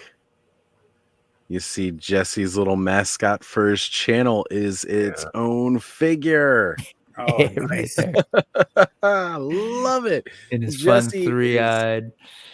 Just amazing and awesome. Like, he is one of the best out there. This badger is built on a is that built on a Masterverse, right? Masterverse Battlecat, I think. Yeah, Battlecat. From what he said, yeah. Yep. You gotta see, charging $125, $150, super reasonable for these customs, $100. Yeah, great stuff, Jesse. I hope you had a great show. There's Jeremy Gerard again, kind of eyeing people's stuff. Did he build that dial? Yeah, I believe so. Yeah, yep. He built that where he works. In the frame shop. Does a little bit of afterwards, and he did all that work. I remember last year he was building one. I was watching him on a live stream with I believe it's Failed Imagineer, where they were just, one was painting some weapons and the other one was, or Jesse was knocking out his little diorama display from last year, which was very cool. Very, very cool. And this just looks even better. That little skull or skeleton tail in the cave there is pretty sweet. Addition to it. Cool, right? Yeah. Get those Halloween goodies if they're still at Target or wherever else. Moving on. Whose is this? This is, I don't know. I don't. This isn't just Jesse's, is it? No, because he was sharing a table. He was sharing a table, and I believe that's the other guy. It looks like it was CB May and this I don't know. This name I don't know. Blue D Sculptures looks like. Not familiar myself, but CB Make I am familiar with, and just again some beautiful work. That's just so cool, and like we could look at every little thing, but I'm looking at time. I think that's what have got me, those like those little head racks. I go to be like, okay, I need this head and I need this head, and like before I know it, I'd be like, oh, I'm broke. Like, what did I do? Yeah. Last year Jesse did Woodland Realm, loved it. Well, good to know. Thank you, Brian. While we started, he sent me a Google Drive to his stuff too, so I'm gonna look through those. And thank you for sharing. Right. And Duchess, hello, how's it going? Good to see you, Duchess. Congrats again on the 1K, by the way. 1,000. That's so awesome. Real quick, giant elephant, dragon. I've loved these, man. I've seen 350. That's not bad. See, again, right? You start eyeing it up. Well, it's we just know sort the of like price, and because you saw some other figs for like what, like $100, $200 for smaller figs, and then you've got this giant troll with those wings that took some paint, because I know the originals are just like a kid's costume, and I've seen what they're transformed from. So it's amazing stuff. And some more CB makes down here that I love, because he's got just a really cool, different aesthetic that I appreciate, and drawing from things that we're familiar with from the games and stuff. So keeping it going. Let's see how many we can get through. Of course, Emil Wickman, man. Yeah. This definitely, as the kids say, one of the GOAT of tributes, just in terms of depth and breadth. You see, like, you've got X-Men, you've got Power Rangers, DC, Mario, we've got Transformers, we've got Battle Beasts, G.I. Joe again, some Thundercats. He's the one that did that awesome Mandalorian one, isn't he? He did do a Mandalorian, the one that I showed yesterday. Mandalorian. Yes. We've got, man, just really, really cool stuff. Doctor Strange, Punisher. Oh, this one got Jokerized. Right. This one right here, man. Samus. Oh. Like, some great again, stuff. like you said, tribute king right there. Mm-hmm. David Williams, man, I'm just his artwork. He's a tattoo artist by trade. Just an amazing illustrator. Oh, I don't know. Got it handled. Don't worry about it. It's all taken care of. I was wondering about that. There's all sorts of little stuff going on here. I don't know if that's a Gentleman Ghost tribute or just some cool looking figure. Just I would have been lost just walking around and staring. Yeah, and obviously, like, none of us can afford all of this stuff. But even just looking at it, just being inspired, it's mesmerizing. It truly is. David Williams, like you're alluding to his artwork, and some of it's used in the coloring book, I want to say, or might be just other artists, but you can see his take on these characters are fascinating. And I hope people start getting tattoos of his work, because some of the heads that he had for sale, again, a lot of these parts are like, what is it, Wolf Den, and I know he had those parts before. I don't know if he has others, but just his paint work on them are so good. I've got a couple here that I picked up from May, and just really quality stuff. Telltale Art is not a name that's familiar to me, but these are. Oodalali. Yep. Oodalali. Yeah, look at those that. Robin Hood ones, man. Right? God. Like the freaking crocodile. Like, come on. This is epic. Yeah. I didn't see those. We skipped them, but yeah, Jesse had some based on Vox Machina. Oh, that's so cool. good. And yeah, you've got a point, Brian. Like, there's no PowerCon, so we can't go to Ohio, but maybe we all go to Legion's Con. There's 2 places I'm hitting next year. Joe Fest, Legion's Con. Legion's Con didn't happen this year, but guess who went on and quested his days off for next year since they announced them today? I ain't missing out on it twice. Oh, when is it next year? 9th and 10th, the weekend of the 9th and 10th. Is that also Veterans Weekend or not? Do you know? Yes. Yep. Veterans Day always celebrated on the 11th. Okay. Yep. So that means I will also have the 3-day weekend, but again, you're spending. Yeah. Anyways, I'm not going to litigate that again. Here we go. These are all. What is it? Oh, these are Wolf King custom parts behind there, Right. but I don't know who the person who made this are Telltale Art. Not familiar. Nathaniel Armstrong. Well done, sir, and fantastic logo work. That is brilliant. Love it. Disney's Robin Hood. I know Robin Hood character. That was my favorite Disney cartoon movie. And this is also Adam who took this photo, highly articulated, one of his favorites for sure.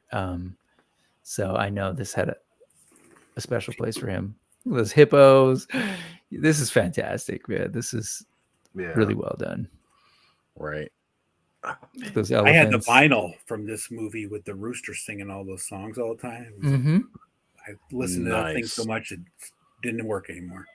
I only had the 7-inch, the storybook one, not the big one. Yeah, the 12-inch LP. Yeah.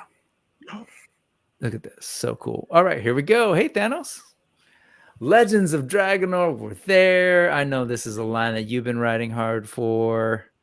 And look, you could buy them on the table. Get them before Thanos ordered does. them the day they were available. Still haven't got them though, unfortunately. Wait, you haven't gotten yours yet? I haven't gotten mine yet. Like a lot of people have been getting them. I should have just went through Big Bad, I guess, but Boo. Yeah, or you could ask somebody to pick them up from the cardboard cutout and my cardboard castle way before everybody else. So the early bird. Yo, Dragonor people, what are they? Is it Formo? Formo Toys, Emiliano.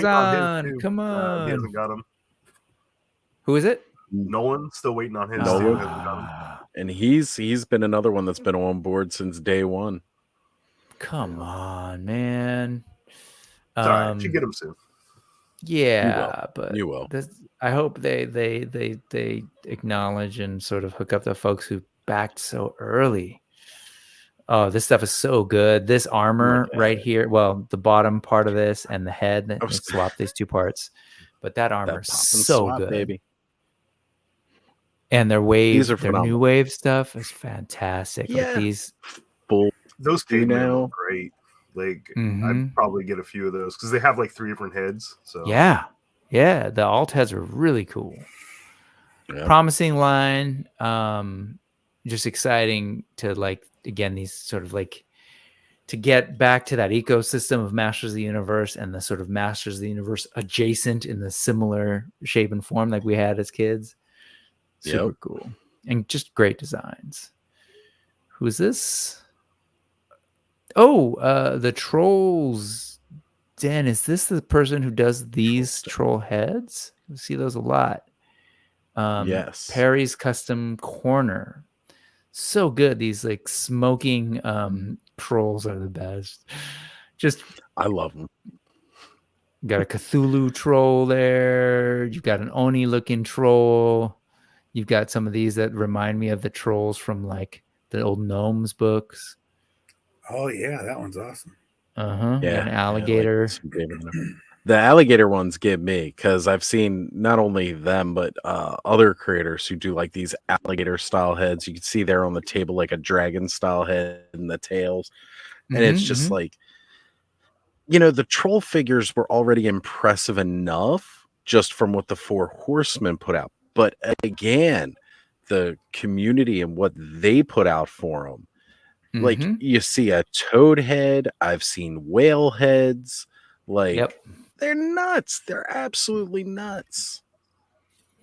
So I'm going to start zooming through some of these just because we are hitting up on our time. This was a whale inspired one if it's kind of hard to read. But I do want to sort of just quickly highlight some of all of the stuff that Adam showed. I mean, there's so much. And can you imagine being there? But Carver Customs, who does initially started, I remember seeing Carver through both dios that he was doing last year, and then these awesome light up torches and braziers and stuff that you could work into your dio. World building, so good. And just again, these are not professional toy makers. These are people who are doing it and just makers, and then for their love of this company's output, Four Horsemen's output, that they're just like, hey, let me try my hand at this. Oh my gosh, I'm blanking on this dude's name, but this modular Coliseum that I saw him talk about on a stream, I think it was on maybe Legion's Lounge Road to Legion's Con. Just so good. Fabric pieces too. Yep. So good for your horses. Fantastic. If someone knows the name, please. You bought a bunch of yeah. Very cool. They were popular. Like, he sold out last year and he made more for this year. And from what I hear, he's still kind of sold out. Yeah. Because, I mean, they're in demand for these displays. So big. Yeah. Well, I think that's the one thing about Mythic Legions that you don't see with a lot of other toy lines is just the level of dials that people are buying and making for their stuff. It's just yes. It's like just another part of the toy line, you know. Absolutely. And I've said this before that, like, I think there's a huge crossover of the folks who were playing D&D back in the day or doing the minis and then, building out like dungeons and taverns, right? For that I think there's that natural crossover of people who are already painting anyways and sort of scaled up. And then I think, I think there's something about the commitment that Four Horsemen have to every single figure in terms of paint and detail that people are just mimicking, really. And like it makes you want. And I'm so bummed about this dude's name because he did a Brian's confirmed it in the chat. Who is that? Duarte. This is Duarte. That's Brian Almeida. Okay. Yep. That's not Brian in the pictures, but yes. And just he did this freaking woolly mammoth. From the Plasticine era there. Come on. Yeah. So he was the one who was doing there's Aragorn chilling in the corner. Strider doing he did the massive dials in the past that were at Legion's Con that Four Horsemen had in their display. I don't know if he did it this year. There's that woolly mammoth. Let's see if we get to it. All the little parts too that you can get. So he does everything from these giant. Oh, of course, it's Brian. That's right. I forgot he's the one who did the chariots and the skull chariots based on the.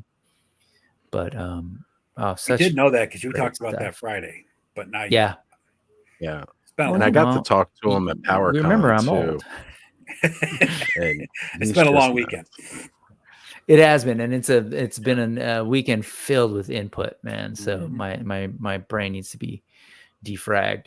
Cyber Zoic, man. Creative Beast Studios, David Silva with just I know that I hope Adam got to speak with him. I know Adam's trying to get him on his channel to talk about this because Adam ended up going hard into Cyber Zoic. And it was not a planned thing until he sort of saw the lore a little bit more. And you can see like revealing a little bit more of the beasts of the Cenozoic, the mammals going on here. Oh, just fantastic. Like Four Horsemen with their, the level of paints and sculpt. And that's what this is. But for, prehistoric creatures. Right. They caught my eye a while back because of the Bionatops tribute box. And me, I'm a Motu guy. So I got drawn in. I was like, wait a minute, who's doing these? And then Brick, you and I were talking about them. Because I was like, did you see these? And you were like, yeah, these guys here. Did you see all this? They got a dragon. And I was like, they got a dragon. And we started looking into it. And I'm like, oh man, these things they kill me. Because oh man! They are not cheap. All historical animals, or they're worth it. Well, I mean, it's got from dragons. They're doing historic and future animals because these are technically future animals from alien worlds, and yes, and they definitely that's David Silva's. David Silva's very much into the latest science from paleontology in terms of, and we'll move, but I love that the way he sort of envisioned the coloring for these, the feathered dinos based on birds that exist today, which I love. Right. Adam, Speaking please of send me animals, all of those extra pics, by the way. speaking of animals, Animal Warriors of the Kingdom, Spiro Studios. This is where Adam spent a lot of his time this weekend with Thane's hammer. Hope you got a picture of yourself with Thane's hammer there. Right. I'm not really familiar with this line, so let's go ahead and skip ahead. No. Don't know much about this line. I will say this, although I've said that I'm pretty much pulling out of Motu for the most part, except for like a handful of characters that I'm going to worry about left. There's one other company that's drawing me. Well, there's actually two other companies that are drawing me out of just being Four Horsemen exclusive. Spiro Toys, because they're just, everything they're doing is, and I say Spiro Toys as I was properly informed last night and then got to see what was talked about today, and I'm sure we're going to touch on that. But we'll see if we have time, but yeah. AWOC has completely pulled me in, in just awe of what these figures can do, how they look, the sculpt. Yeah. And then, of course, there's some Armies of Ashmore, too, that are still pulling at me here. I love that this guy, this guy is like really committed to that pose. Yeah, you hinted at it, that they revealed some new things. So this was from earlier in the con before those things were out, but you can kind of see the figures. Oh man. Yeah, I actually didn't order any of this wave, but here you go, some video of what's on the table. It is 5:47. We'll probably just go a couple more minutes. I don't know. Are you guys good to go to? Well, you've got another stream, right, Ed? You've got stream I got to pop off in a couple minutes. Right. Yeah, and I can't stay too long. What was that? But we'll see if we can wrap up here. It's probably a good place to start to tie things down. We can skip all this AWOC garbage. Nobody wants to talk about AWOC. I mean, none of us are familiar with it. I love. This was like it won't be covered by Brick soon anyway. Right. So.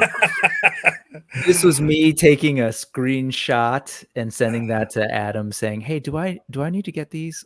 He's like, "Yeah, probably." A quick shot here. So good. Yeah, this is like a whole other thing that I definitely want to quickly go over. That apparently Nikki Nicole, one of my favorite customizers that I first learned about because of her amazing Mythic Legions work, custom work. She's now working professionally on action figure lines and has been key for Savage Crucible.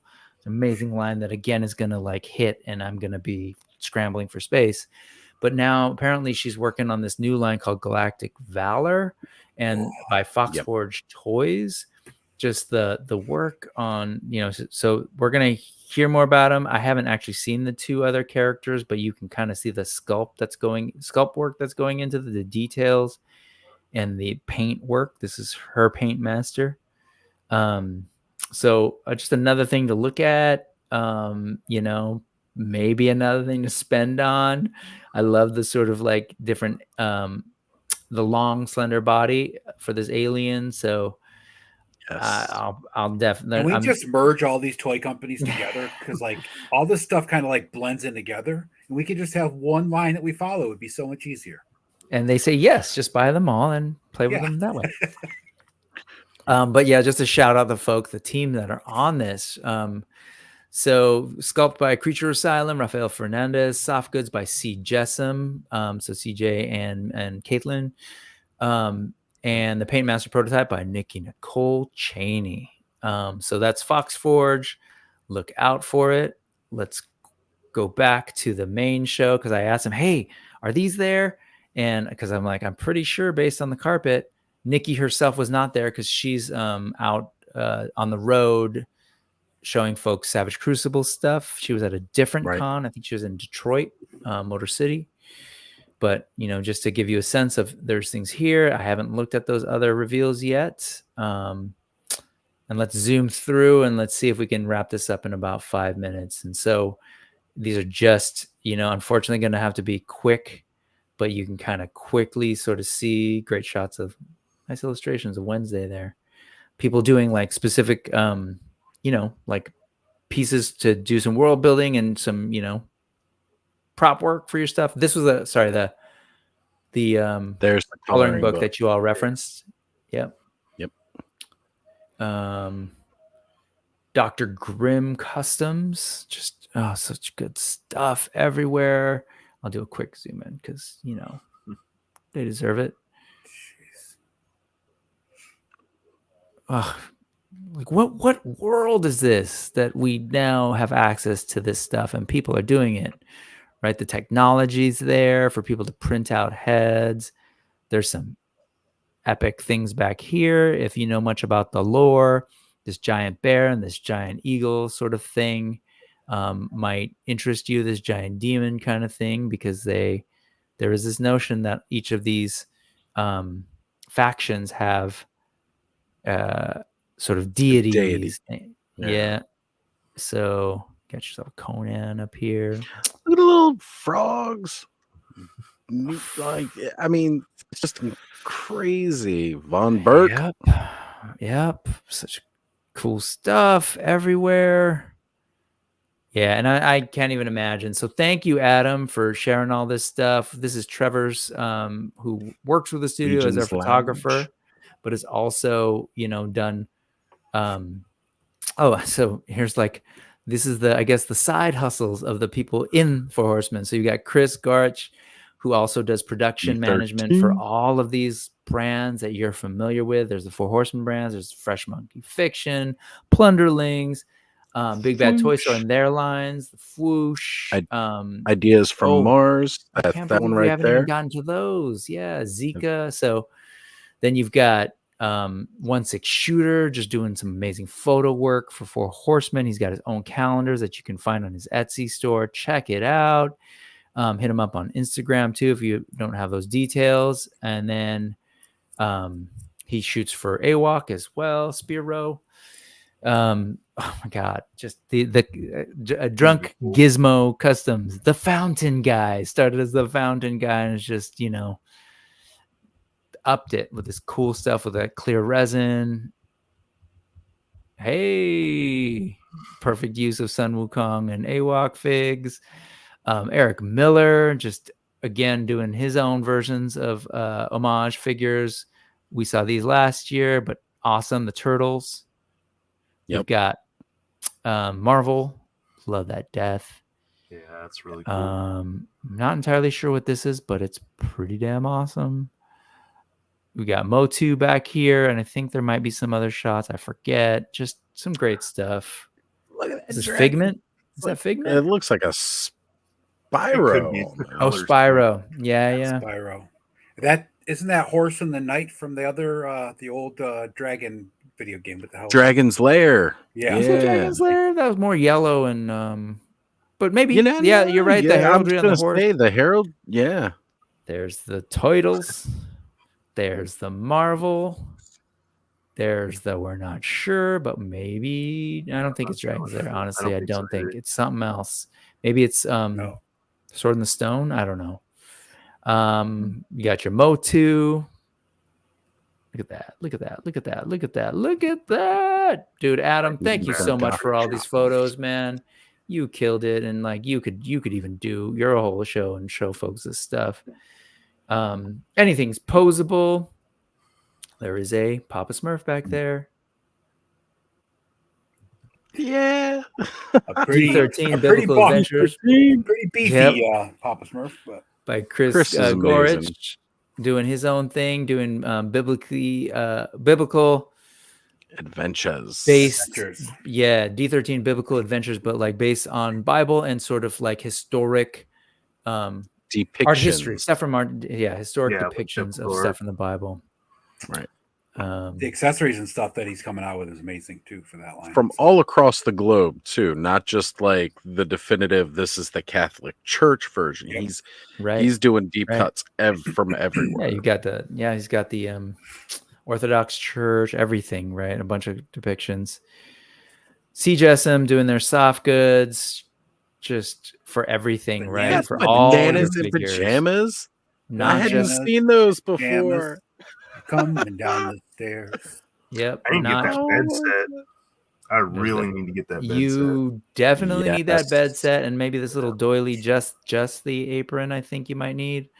All the cool little soft goods things. So Thanos good. is going to make a very Persian style harem I see in the future here with his little cages and then the little bed set. The Cabal, man, I wish I knew these were there. I'm going to hit up Walter. I'll drive out to his neck of the woods just to pick up that Slayer Cabal shirt if he still has any. Just, clearly, and I'm going to zoom now because it's time, but I got to pop off. Such amazing work. All right, Ed, thank you. Later, thank you for joining us. I'll catch you on a little while. Thank you for hanging out this weekend. Thanks for having me. Yeah, of course. See you in a little bit. I'm sure. Yep. See ya. See ya. We'll move. Boom. And boom.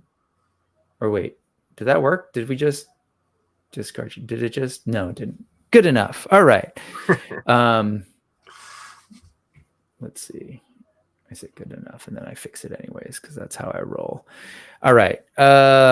I can't handle it. Yeah, we'll do it here. So Animal Warriors of the Kingdom finally got to show off their this wave, the figures that kind of got lost in the shuffle in terms of the marketing circuit, right? With PowerCon, unfortunately, these figures here from this wave were actually being shipped off to the factory for the paint masters, and so they weren't able to bring it to PowerCon, but they did have these figures that you see in the back. So this is our first real look at what Kanji is going to look like, and that answers a lot of my questions in terms of scale. He is taller than I thought. You've got I'm totally blanking Mala and Mother Mala and Jadu. You've got the Void that we actually got to see them. Yes. And this is probably a great place because it is Brick Something, and of course we do know a little bit of something about AWOC. And thank you again to Adam of Highly Articulated, my AWOC homie who we do AWOC talk with. And if you were wondering, I'm fully aware that I'm late on a more recent episode. I am having hard drive issues in editing that I hadn't realized. So that's unfortunately on pause. Basically need to buy a hard drive. So this is saying Kickstarter in March of 2024, waves 1 and 2 on the tag.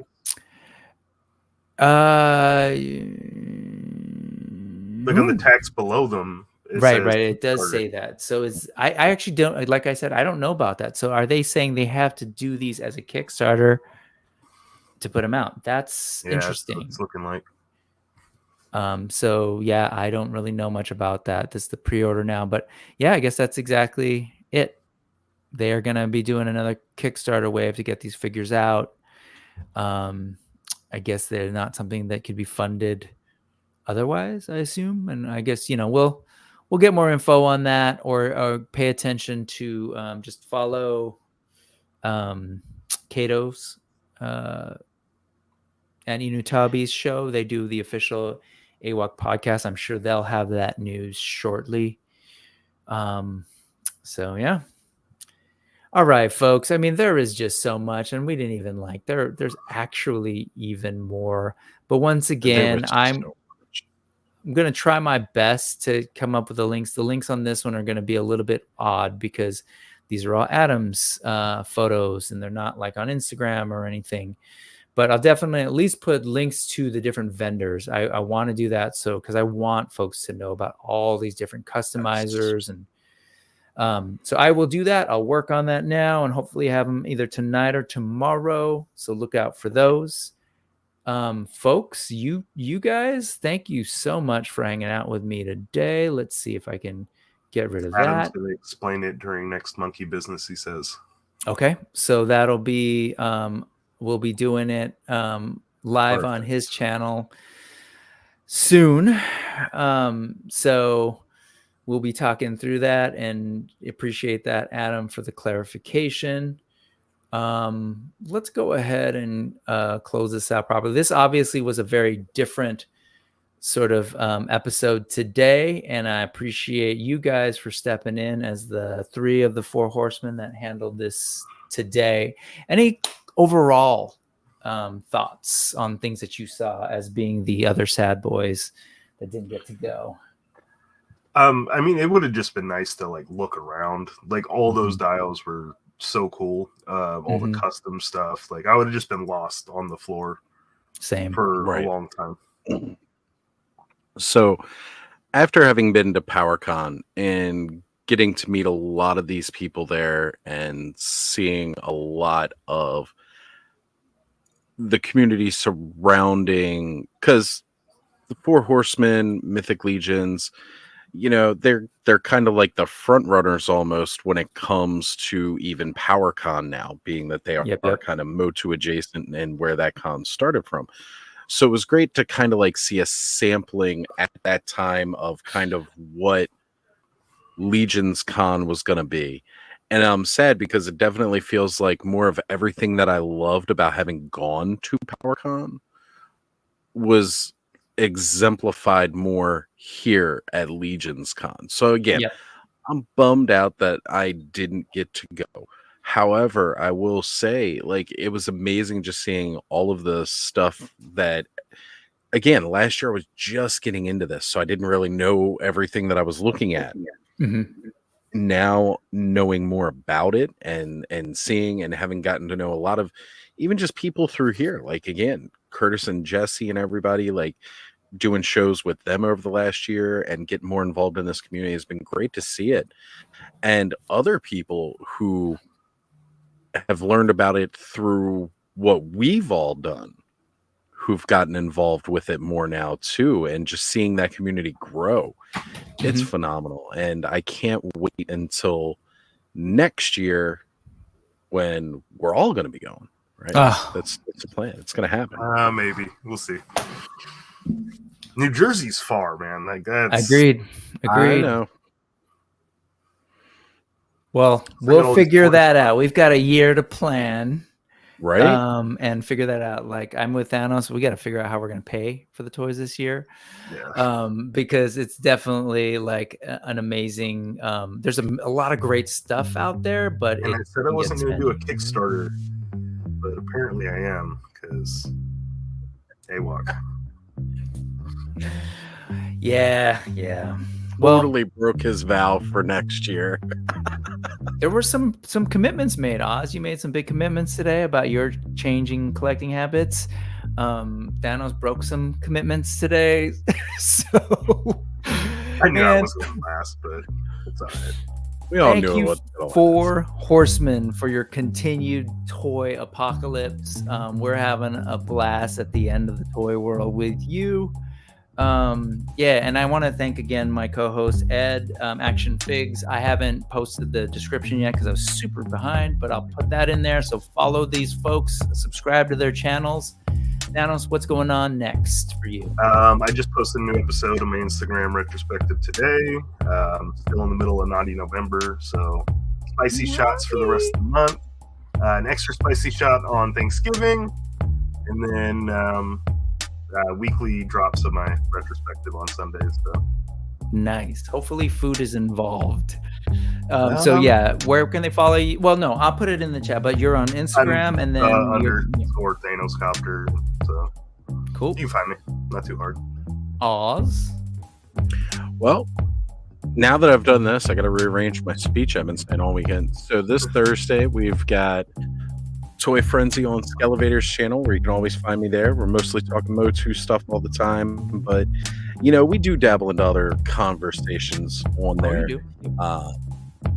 But then you can catch myself, as well as more than likely these 2 fine gentlemen, doing the Clubhouse Hangout next Saturday night, as we all will unbox and kid alt and kick back after a long week of adulting and dealing with the real world. So yep.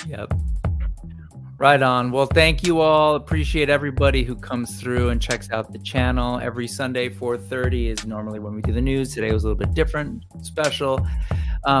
click like, subscribe, do all those things. And I try my best to sort of do the whole community tab thing where you'll hear about all the stuff that's coming up. So do those things, and we will see you next time.